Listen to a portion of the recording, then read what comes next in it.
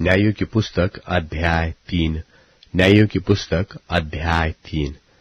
इस्राएलियों में से जितने कनान में की लड़ाइयों में भागी न हुए थे, उन्हें परखने के लिए यहोवा ने इन जातियों को देश में इसलिए रहने दिया कि पीढ़ी पीढ़ी के इस्राएलियों में से जो लड़ाई को पहले न जानते थे, वे सीखे और जान ले। अर्थात पांचों सरदारों समेत पलिश्तियों और सब कनानियों और सिदोनियों और बाल हेर्मोन नाम पहाड़ से लेकर हमात की तराई तक लबानोन पर्वत में रहने वाले हिव्वियों को, ये इसलिए रहने पाए कि इनके द्वारा इस्राएलियों की इस बात में परीक्षा हो कि जो आज्ञाएं यहोवा ने मूसा के द्वारा उनके पूर्वजों को दिलाई थी, उन्हें वे मानेंगे व नहीं। इसलिए इस्राएली कनानियों, हित्तियों, एमोरियों, परिज्जियों, हिव्वियों और यबूसियों के बीच में बस गए। तब वे उनकी बेटियां ब्याह में लेने लगे और अपनी बेटियां उनके बेटों को ब्याह में देने लगे और उनके देवताओं की भी उपासना करने लगे।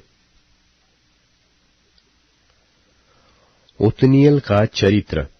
इस प्रकार इस्राएलियों ने यहोवा की दृष्टि में बुरा किया और अपने परमेश्वर यहोवा को भूलकर बाल नाम देवताओं और अशेरा नाम देवियों की उपासना करने लगे।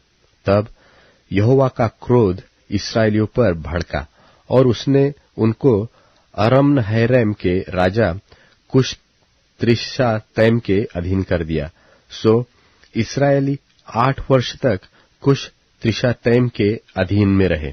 तब इस्राएलियों ने यहोवा की दोहाई दी और उसने इस्राएलियों के लिए कालेब के छोटे भाई ओत्नीएल नाम एक कंजी छुड़ाने वाले को ठहराया और उसने उनको छुड़ाया। उसमें यहोवा का आत्मा समाया और वह इस्राएलियों का न्यायी बन गया और लड़ने को निकला।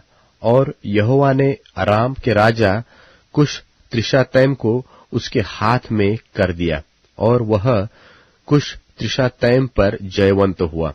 तब 40 वर्ष तक देश में शांति बनी रही और उन्हीं दिनों में कंजी ओत्नीएल मर गया। यहूदा का चरित्र। तब इस्राएलियों ने फिर यहोवा की दृष्टि में बुरा किया और यहोवा ने मोवाब के राजा एग्लोन को इस्राएल पर प्रबल किया, क्योंकि उन्होंने यहोवा की दृष्टि में बुरा किया था। इसलिए उसने अम्मोनियों और अमालेकियों को अपने पास इकट्ठा किया और जाकर इस्राएल को मार लिया और खजूर वाले नगर को अपने वश में कर लिया। तब इस्राएली 18 वर्ष तक मोवाब के राजा एग्लोन के अधीन में रहे।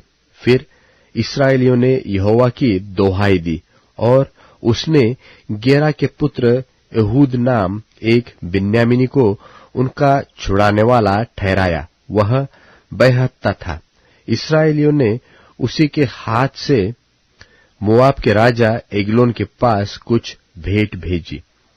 एहूद ने हाथ भर लंबी एक दोधारी तलवार बनवाई थी और उसको अपने वस्त्र के नीचे दाहिनी जांघ पर लटका दिया। तब वह उस भेंट को मोआब के राजा एग्लोन के पास, जो बड़ा मोटा पुरुष था, ले गया। जब वह भेंट को दे चुका, तब भेंट के लाने वाले को विदा किया, परंतु वह आप गिलगाल के निकट की खुदी हुई मूर्तों के पास लौट गया और एग्लोन के पास कहला भेजा कि हे राजा, मुझे तुझसे एक भेद की बात कहनी है। तब राजा ने कहा, थोड़ी देर के लिए बाहर जाओ।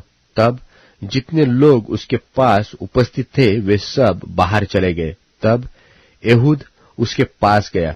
वह तो अपनी एक हवादार अटारी में अकेला बैठा था।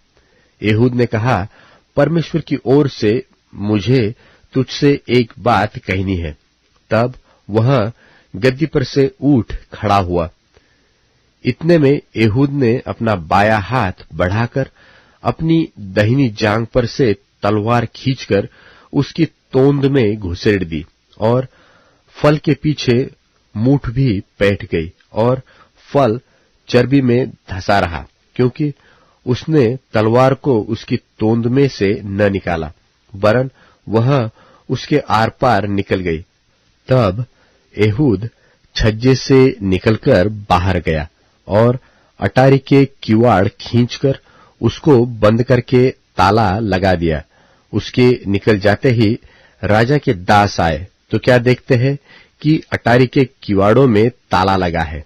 इस कारण वे बोले, निश्चय वह हवादार कोठरी में लघुशंका करता होगा। वे बाट जोहते जोहते लज्जित हो गए।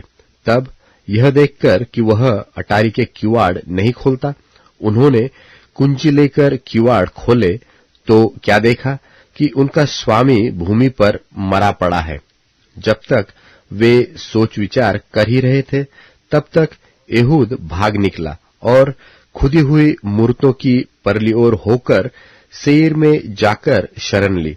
वहां पहुंचकर उसने एप्रेम के पहाड़ी देश में नरसिंगा फूका। तब इस्राएली उसके संग होकर पहाड़ी देश से उसके पीछे पीछे नीचे गए और उसने उनसे कहा, मेरे पीछे पीछे चले आओ, क्योंकि यहोवा ने तुम्हारे मोआबी शत्रुओं को तुम्हारे हाथ में कर दिया है। तब उन्होंने उसके पीछे पीछे जाके यरदन के घाटों को जो मोआब देश की ओर है ले लिया और किसी को उतरने न दिया। उस समय उन्होंने कोई 10,000 मोआबियों को मार डाला। वे सब के सब हष्टपुष्ट और शूरवीर थे, परंतु उनमें से एक भी न बचा। इस प्रकार उस समय मोआब इस्राएल के हाथ के तले दब गया। तब 80 वर्ष तक देश में शांति बनी रही। उसके बाद अनात का पुत्र शमगर हुआ। उसने 600 पलिश्ती पुरुषों को बैल के पैने से मार डाला। इस कारण वह भी इस्राएल का छुड़ाने वाला हुआ।